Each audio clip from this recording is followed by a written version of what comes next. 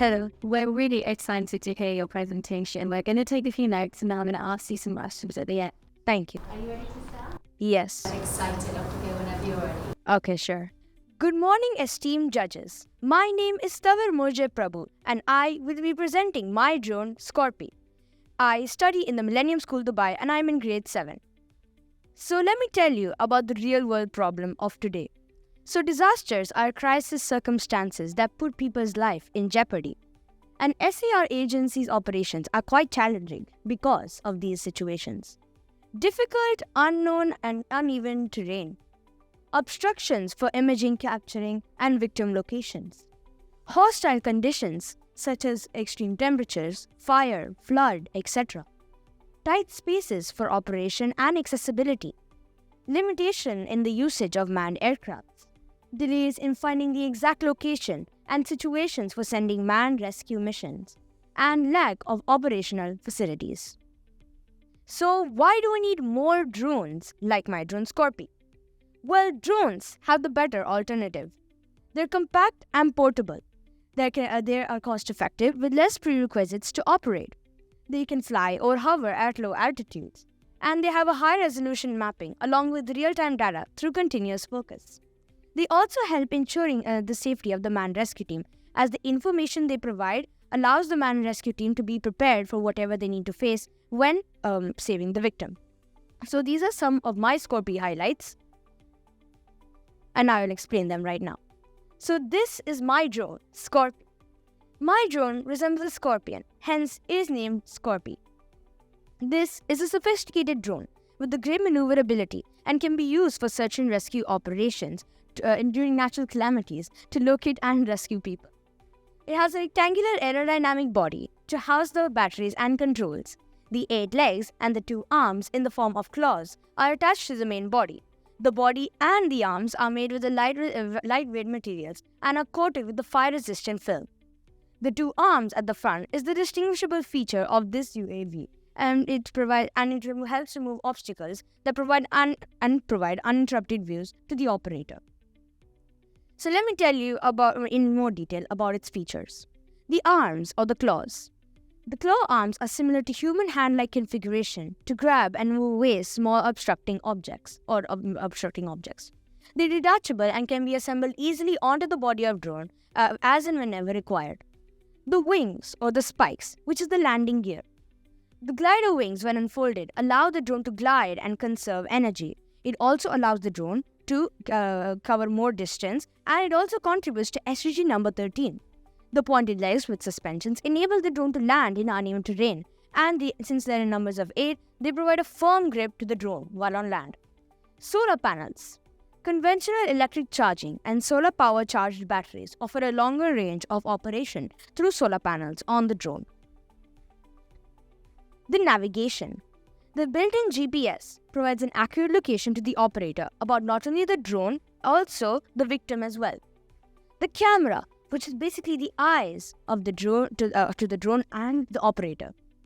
So this is a high-resolution thermal imaging camera which provides a 360-degree view of the drone's environment. It also helps to locate victims under rubble using heat sensors. Propellers, which offer the mobility. The main propellers generate the thrust force to lift the drone upwards and hover in the air. The side propellers enable tilt, provide lateral movement, and help stabilizing the drone after gliding. The radar at the back also helps in direction control. Market opportunity. Scorpi drone or my Scorpi drone will be eagerly sought out by government agencies such as police, military, SAR teams, civil defense, etc. Private rescue teams, engineers, people involved in mountain accidents, aerial photography, etc. So let me tell you about the market size of my drones. 15% growth is expected in drones in the next 10 years as per Inside Global Market Study. The growth drivers. There is a venture capital investment in drone technology, and there is an increase in the use of drones in civil applications, and many countries are liberalizing the drone regulations. Also, there are advancements in design and integrated data intelligence within drones, so it's being popularized. Thank you. Wow. Well said. There was so much information you managed to share with us, and it was also clear and so easy to understand. So really well done.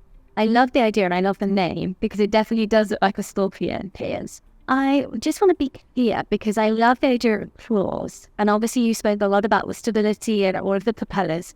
The claws themselves, are they designed to move debris and the situation? Yes, they are. That's their main part because they have a human hand-like configuration to grab and move away obstructing objects.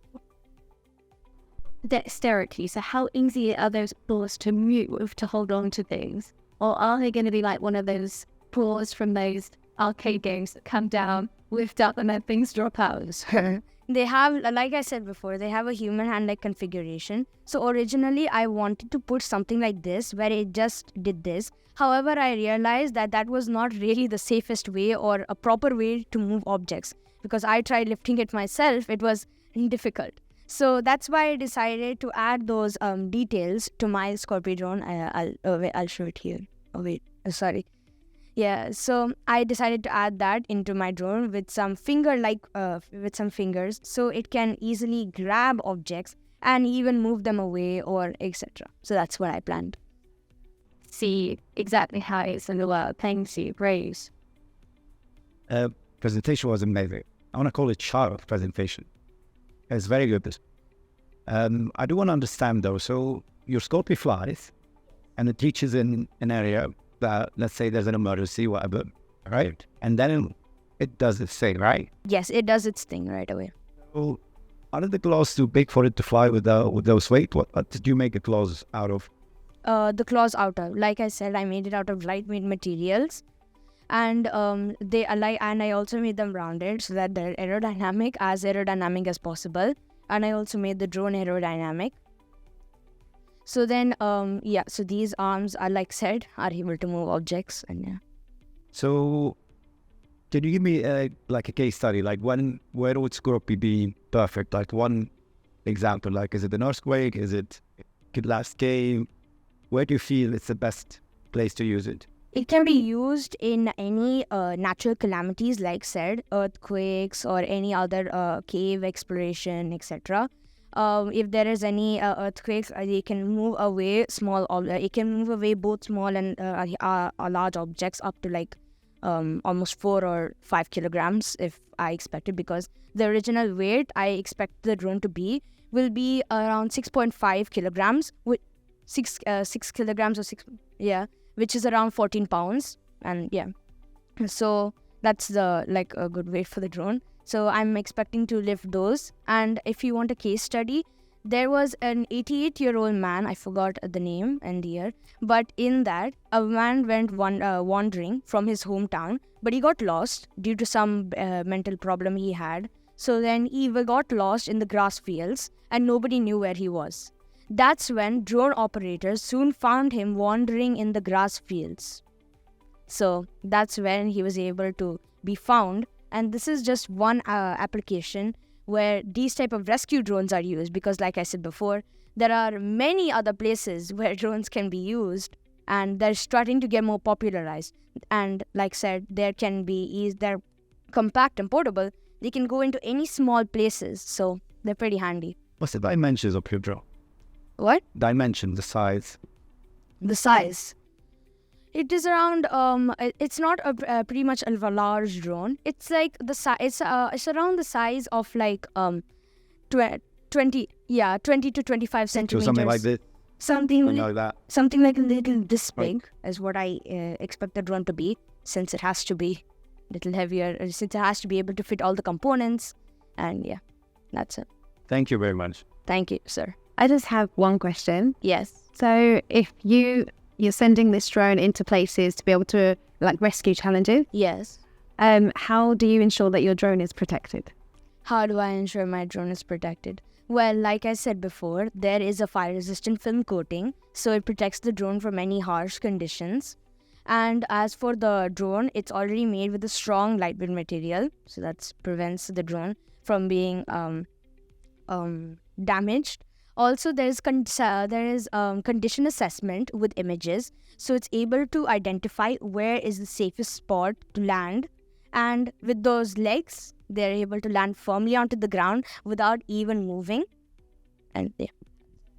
That it can remove debris. Yes, it can Okay. remove debris. So if it removes debris, let's say you have humans, or if there's an issue where it needs to be able to rescue or remove that debris, how does the drone, is there any form of assessment that would happen that the drone would be able to work out whether it's safe to remove the debris, or what's the process?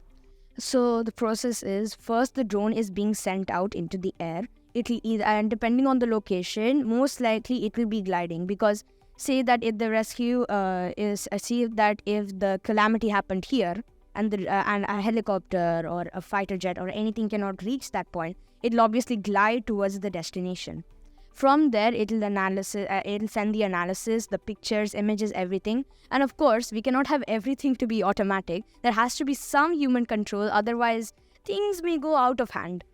So there'll be condition assessment. They'll be able to identify, and with the help of the operators, the drone will be able to understand whether or not to take the debris or not, just to leave it there.